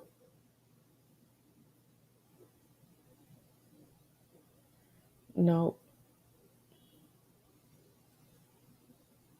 I don't know what happened. I can see you. I can see you just fine. I can't hear you. Okay. Well, thank you for joining. I'm sorry. I don't know what happened, Mama. I still cannot hear you. Okay. I can't hear. I don't know what happened. I have you over here. I'm not gonna hang up on you, but I have you on the stream. Oh, you hung up. Okay. So Genesis says, I haven't seen one male product go up. No meds, no clothes, no car parts, just women. We are being targeted. We should fight back and go back to Kotex and not help them play us. Oh my God. I'm gonna keep using these menstrual cups, man. I have too many kids have a dirty pad in my bag they would pull it out, and Lord, I would cause a scene. What happened to making a T one pad down, one across the side? That's all. What is that? I don't know what that is, Genesis. Hello, Andrea. I can't do reusable anything, especially something that my menstrual goes on. Okay, I think I saw that one. Jewel, online Jewel, Target, Walmart, Whole Foods, they have them in security cases now. What's in security cases? Tampons? Not the tampons, sis. Please tell me the tampons are not in a security case. I like the period underwear. Okay, Shorty P98. I have questions about the period panties if you want to come in. I'm going to throw the link in there because I just need more information on how they work. Because I will use a cloth pad at night. And when I had those biopsies last year, I could not use a menstrual cup. I couldn't put anything, fun or otherwise, in my hoo-ha after I had the biopsies because I was basically open. And so they wanted nothing in there just for to avoid infection, bacteria, etc. Genesis says, I feel like soon they will try to govern how many children you can have. They are now saying what you can't do with your body. I but all feminine products cash. I think that you're saying you buy. I don't know. There's silicone softest. Okay. The softest is definitely an easy entry into menstrual cups because it is so flexible and it is you can throw them out. You don't have to use them again if you're still trying to get used to it. But even if you use one softest, it's still going to be like what would have been 3 or 4 tampons. So Tangi is saying research June cups. They're only $8 each. I bought 2 cups from a couple years ago and it has been so convenient. There's definitely a learning curve, but once you get the hang of it. Yes. I think with anything there's a learning curve. Brown Eyed Queen. You probably posted that before you joined the live. I have Diva Cup, Blossom Cup, silicone, soft disc, cloth pads, and period underwear. I need to know about these period underwear. Is it plastic? Is it like bamboo and it's absorbing it all? Like, how does it not get outside of the underwear and onto your clothes or onto your sheets? That's the part I don't understand. Neo Soul Rider, the older I got, the harder it was for me to use the cup. So I switched back to pads. But then years from now, I will be able to give my daughter the option of cups or pads when it's her time. Well, there you go. I wonder why it got harder as you got older. I ordered the cup, but listening to this detail, I'm a little worried, but I'm a fighter. I have to get this right. I'll take the option of trying. Yes, I did read that one. But yeah, it is. I want to be honest. So I'm saying the first time you use it, it's not going to be easy. Like if I tell you it's easy and then you try it and it's difficult, you're going to be like, oh, that damn Tanika just lying on the internet. So it is like with anything new, it is a challenge. It's awkward. It's a little different. You got your fingers in your hoo-ha. There's blood. It's different. But as you do it, you get acclimated to it. I have somewhat normal to heavy. I change every 2 to 3 hours. You change what every 2 to 3 hours, Kitty? Not the menstrual cup. Are you talking about a tampon or a pad? Yes, Don. The baby formula shortage is extremely serious. So few companies make it. And that's what I'm saying too. What is the quality? And I wonder when the US is putting restrictions, like the FDA is putting restrictions on my hair is lopsided and it's suddenly distracted me, probably because of the rosé. But anyway, when the FDA puts restrictions on it, is it solely because it's foreign or because it doesn't meet like the requirements of what good formula is for babies? So I just wonder about that. Or is it just to help bolster the US manufacturers, right? So if they put the restrictions on the foreign, they make it more difficult to obtain, we're more likely to buy the domestic version of it. But is it good? I just watched this documentary. I don't know if you guys, I watched a bunch of documentaries, but there was this whole thing on Nestle and how they made formula that was not good for babies. And then once it was banned in the US, they then started making it in other countries and providing it. And those people, let me see if I can find it real fast and we'll watch a little bit. The babies were getting sick, which it makes me disgusted that it's a whole freaking industry. Meaning an industry in capitalist society that is primarily for profit and then it's buyer beware. It might be okay for you. It might not be okay. Let me see if I can find this in my library really fast. I only watch YouTube, so who knows when is a lot. Let me just search Nestle, the dark history of Nestle or something like that.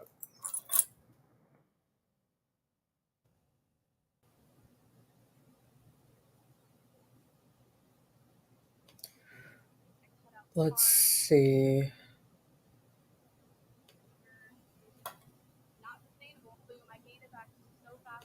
This video is sponsored by War Thunder. War Thunder is a real core that's always symbolic of Lincoln's Zor thousands baby to the 1970s. Today estimates range from 800,000 to 1.5 million child deaths. Now, I can't say Nestle has done. Okay, I'm gonna share this. We're not gonna watch the whole thing, but we're gonna do a. Let me just make sure I can get the audio.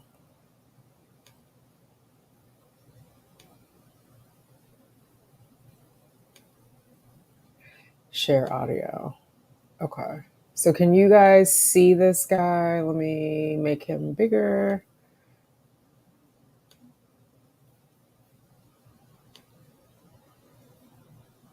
Okay, just really quick. And I'll drop the link. I'll put it in the description box when we're done because we're not going to watch the whole thing, but this is interesting.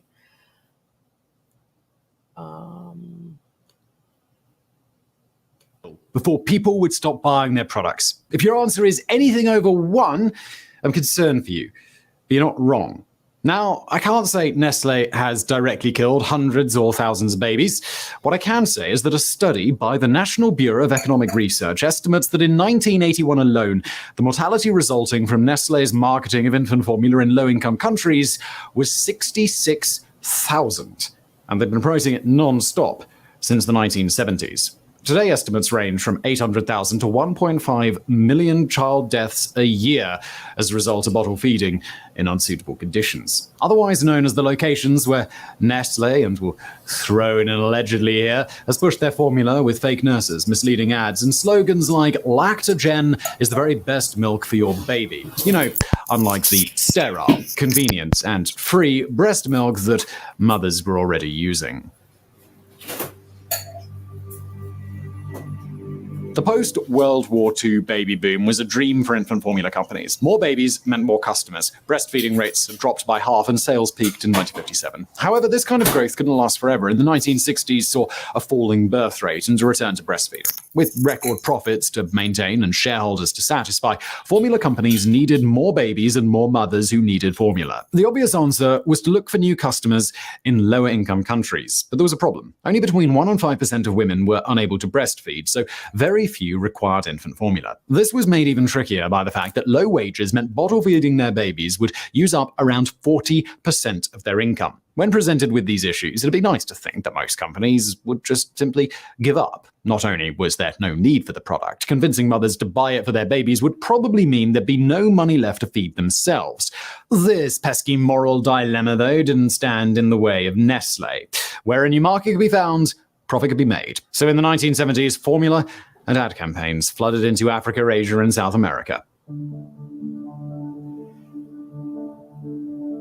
Breaking into the markets was easy. All Nestle had to do was follow these simple steps. Create a need, convince customers that their product is required to achieve the good life, link their product to desirable and unobtainable concepts, and most importantly, provide a free sample. Creating a positive image of infant formula was easy. Billboards were erected, ads were run in papers, and posters were plastered around hospitals with images of a healthy, chubby baby sitting next to a tub of powdered formula. Racism played a huge part in the strategy. The babies were almost always white, with the implication being that all the fashionable Western women were bottle feeding their babies, so you should too. The real challenge lay in creating the need, though. How could they, as an infant milk company, sabotage the breastfeeding efforts of millions of women in multiple countries? The answer was fear.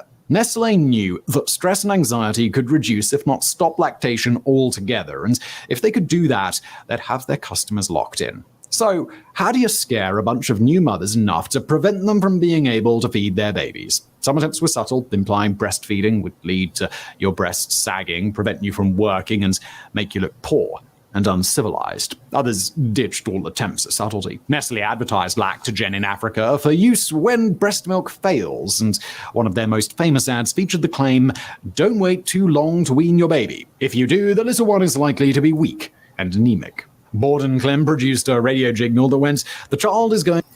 Okay. The child's going to die because the mother's breast has given out. Mama, oh mama, the child cries. So, obviously, lots of money on the line. So, of course, they used fear to have people use the formula back in the day. It's an interesting, there's more to it in the documentary, but just check it out. It's not that long. Let me see. It's like 16 and a half minutes.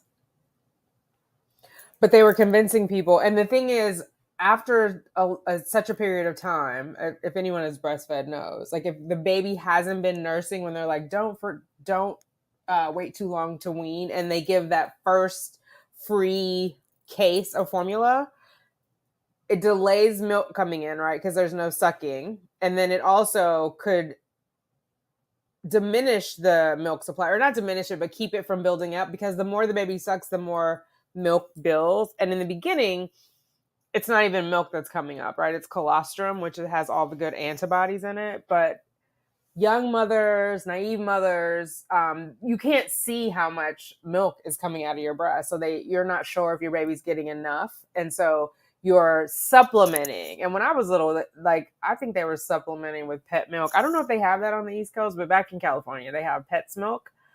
which is like a condensed milk. I don't know if it's sweetened condensed, but it's condensed. They were given that. It wasn't even like an official formula.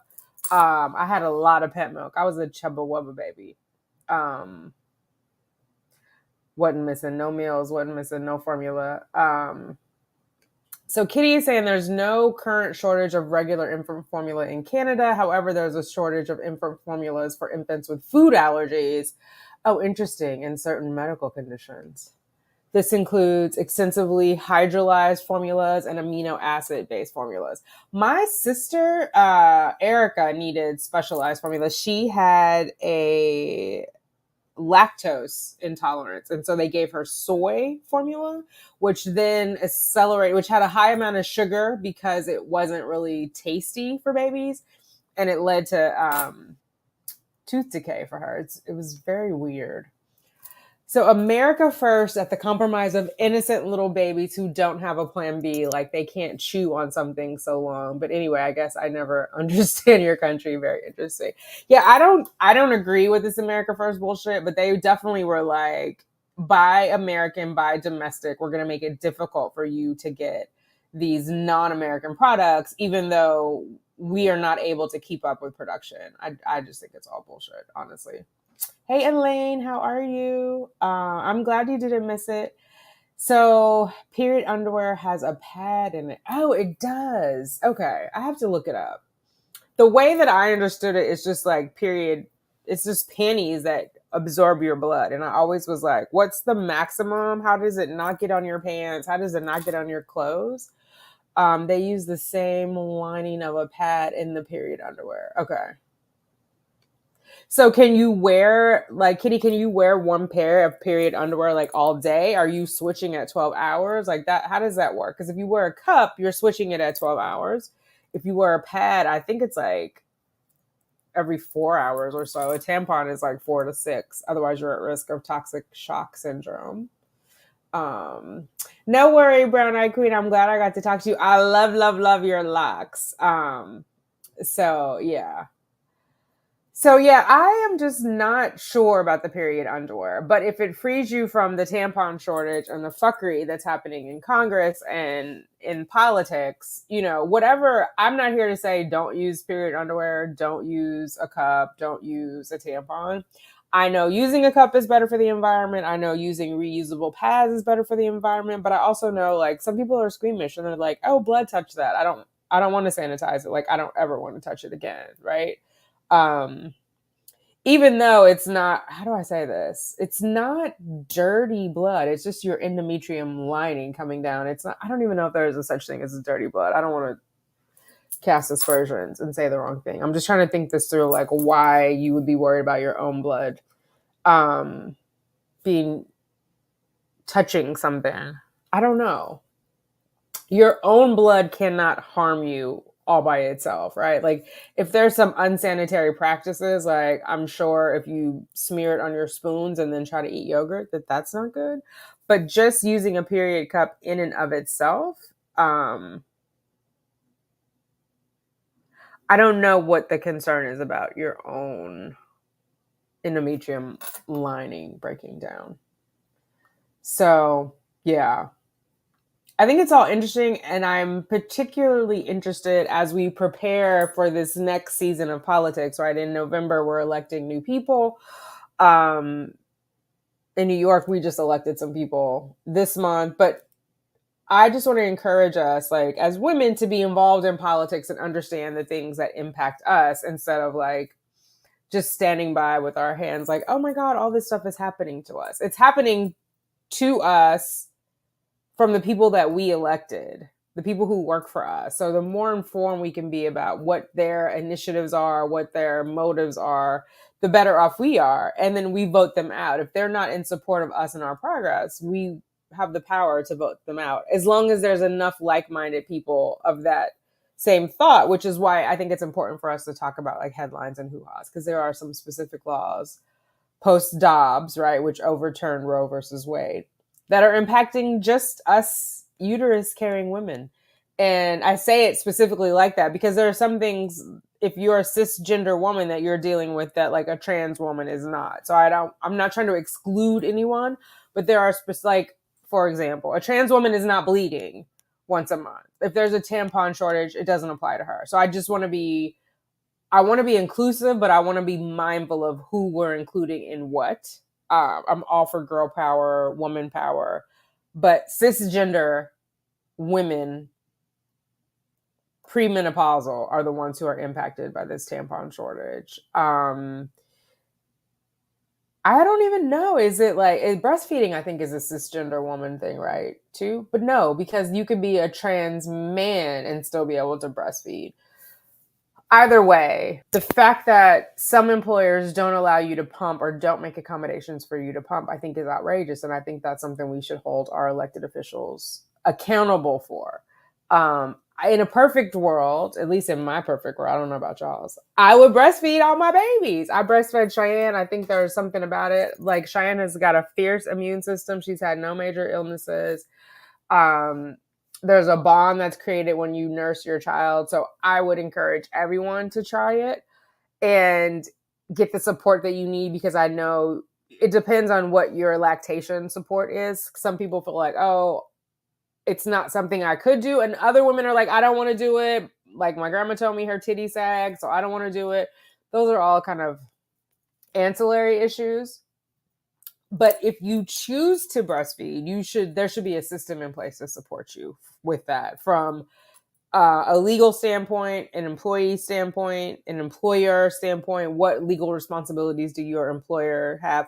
Because there should not be a situation where there's something your employer can do to keep you from living your best life. And if you feel like breastfeeding your baby is best, there should be something in place to protect you and not punish you for that, right? Especially low income or people of color, because not all people of color are low income. Not all low income people are people of color, but there's like a sweet spot that impacts more people of color, whether or not they're low income, because there's just kind of like a wide net.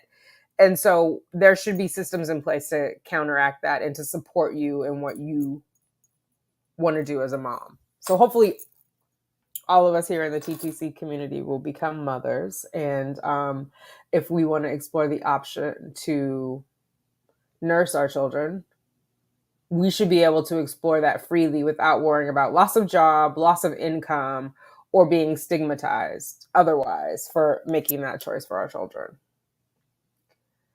The period thing is a little different because we don't need to involve our employers in our periods, but we do need to hold the government to task. Like, what the fuck are you guys doing? Like, how are we out of tampons? How is that happening?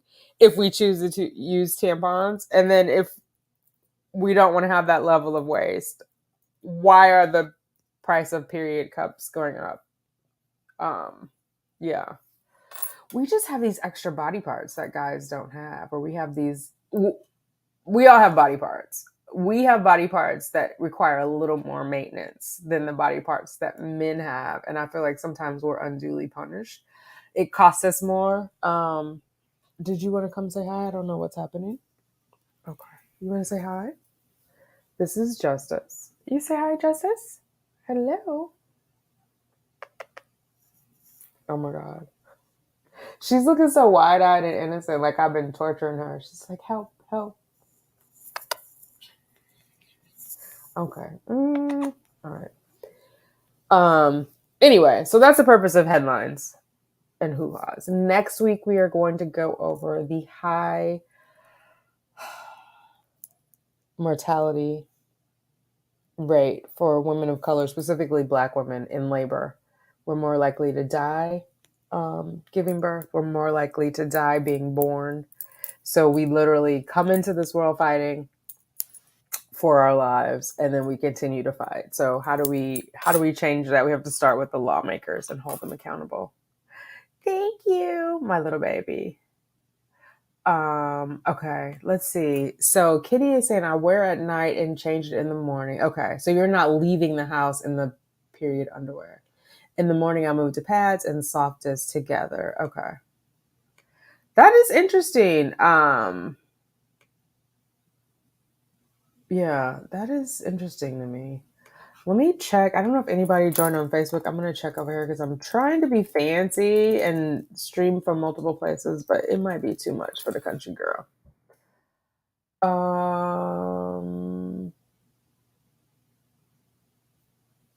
don't even know how to check over here. I just rejoined Facebook, so if you guys want to follow me over there, it's Tanika McKelvey. I'm being a little more active. I was off for like a couple years, because she needed a moment. Oh yeah, I could see myself over here. All right, I don't see any comments in the Facebook. Is there anything else we want to talk about before we wrap up? I've enjoyed speaking with you ladies. I love you all. I thank you for taking time to come out and hang out with me. Much love. All right. And then next week, like I said, we're going to talk about the maternal fetal mortality rate for Black women, for women of color, but specifically it's high for Black women in particular. So I do want to talk about that and advocating for yourself. I'm going to reach out to Arlette and see if she might want to come on and do one with us, because I am intrigued by her 2 birth experiences and what that went like. And she talks about advocating for herself. So I think it would be good to like just go through, what does that look like? What does that feel like? I have bad anxiety. You guys know I've been struggling with like setting boundaries and talking about things. And so I definitely want to get this right before I end up in labor in a room faced with, like, she struggled with lactation issues, and she told them she did not want the lactation nurse because she had a negative experience the last time. And so I'm super proud of her for being able to advocate for herself, and hopefully she'll come on and share that with you guys. I don't know if she'll be on by Sunday. I haven't reached out to her yet, but I don't know if she'll be on by next Sunday. But next Sunday, we'll definitely just talk about what that birth experience looks like and what the data is around it, and then talk about ways to empower you so that you can speak up for yourself, that you can advocate for yourself, and that you can partner with your healthcare team, because it shouldn't be a situation of where they're telling you what to do. It should be informed, mutual collaboration of like the outcome that you want, versus what they're kind of pitching. Sorry, I'm reading comments. Versus what they're trying to pitch for you. So that's what we'll talk about next weekend. We'll be back at our regular time, 11. I apologize for moving it. I had an event, and so I just had to juggle it around. But we were here, and we made it. So that's what I have for you ladies. Thank you for hanging out with me. I appreciate you. I love you. Baby, that's to us all.